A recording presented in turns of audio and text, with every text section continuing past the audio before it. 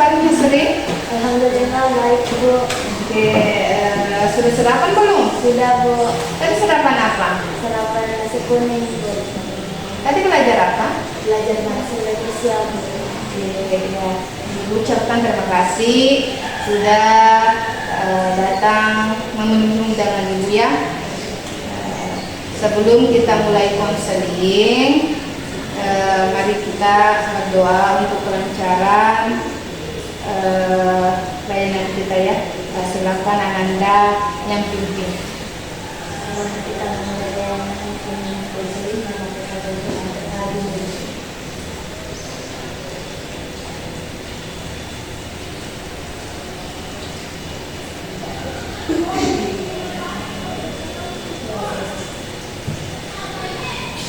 Oke, semoga dengan kita berdoa, apa yang kita bahas kali ini, apa yang kita putuskan bisa bermanfaat dan mendapatkan ridho oleh Allah Subhanahu wa Ta'ala.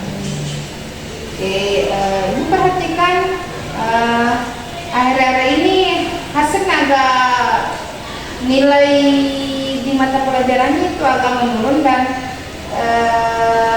sering melamun di dalam kelas ya.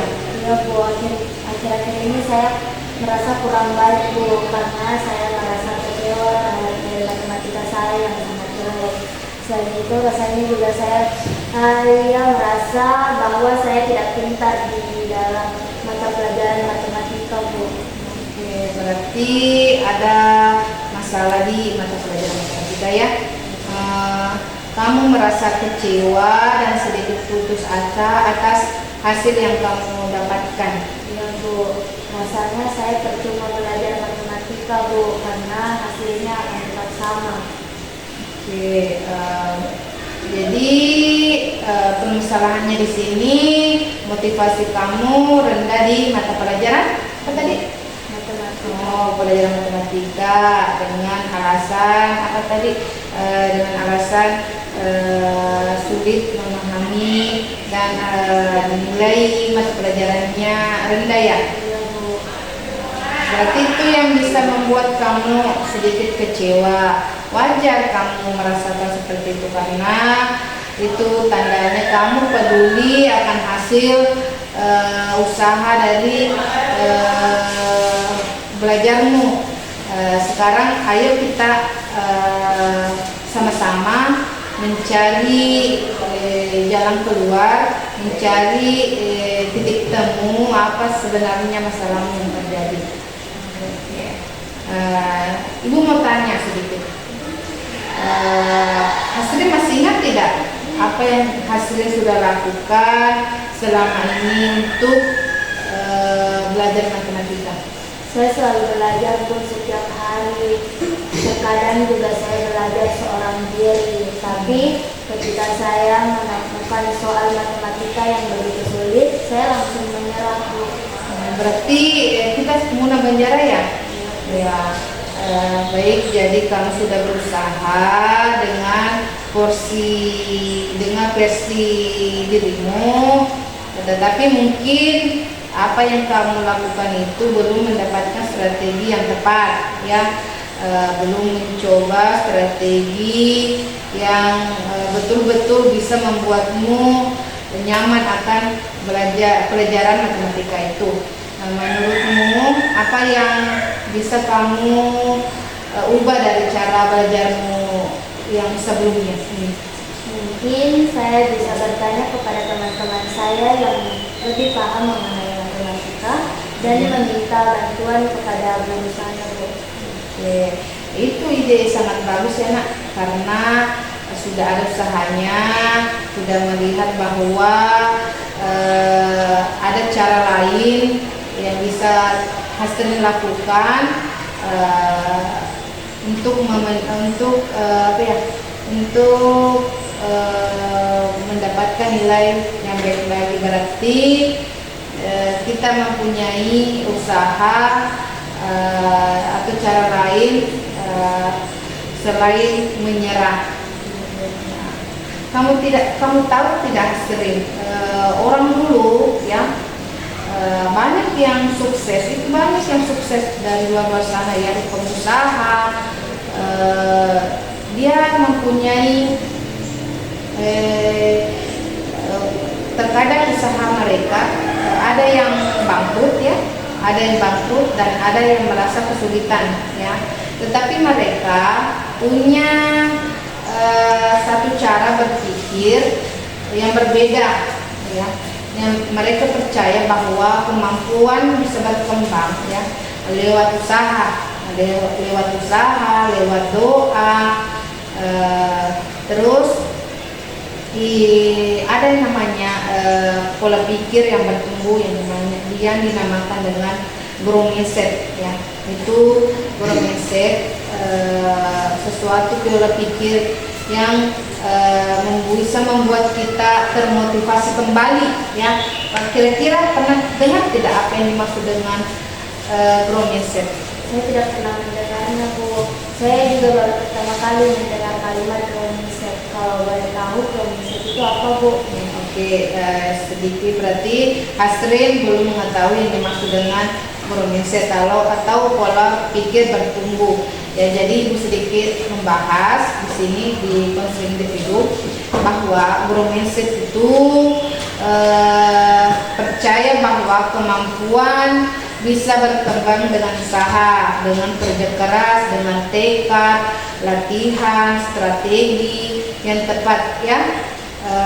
Kalau pola pikir kita tetap, maksudnya tidak berubah-berubah, dalam kata lain itu putus asa bahwa itu nanti maka itu dinamakan pola berpikir fixed mindset. Dia umpamanya misalkan ada kamu berusaha di matematika sudah begitu, kalau sudah hasilnya yang kamu dapatkan nilai segitu ya tidak mau berusaha lagi, tidak mau mencoba tantangan baru ya, itu namanya fixed mindset. Sedangkan pola pikir growth mindset itu sesuatu ketika dia mendapatkan kesulitan, dia pokoknya bagaimana caranya masalahnya itu bisa teratasi, entah itu usahanya lebih ditingkatkan, lebih pemahamannya lebih dikembangkan lagi. Tidak hanya seperti itu kok, tidak hanya seperti itu ya. Dalam kata lain, dia belum saya belum bisa dengan kata lain dia belum bisa, tetapi saya akan belajar lagi. Oh, jadi sebenarnya saya juga bisa berkembang ya, Bu, asalkan saya lebih giat lagi untuk belajar. Ya betul, semua itu pasti bisa berkembang, Hasrin maupun temannya. Kalau Hasrin menggunakan dengan pola pikir growth mindset ya. Jadi kegagalan bukan akhir dari semuanya ya, bukan berarti bahwa kamu belum bisa, tetapi tanda kamu sedang belajar. Sekarang mari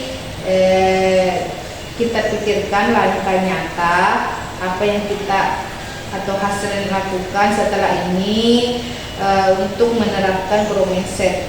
Apa yang akan kamu lakukan mulai minggu ini?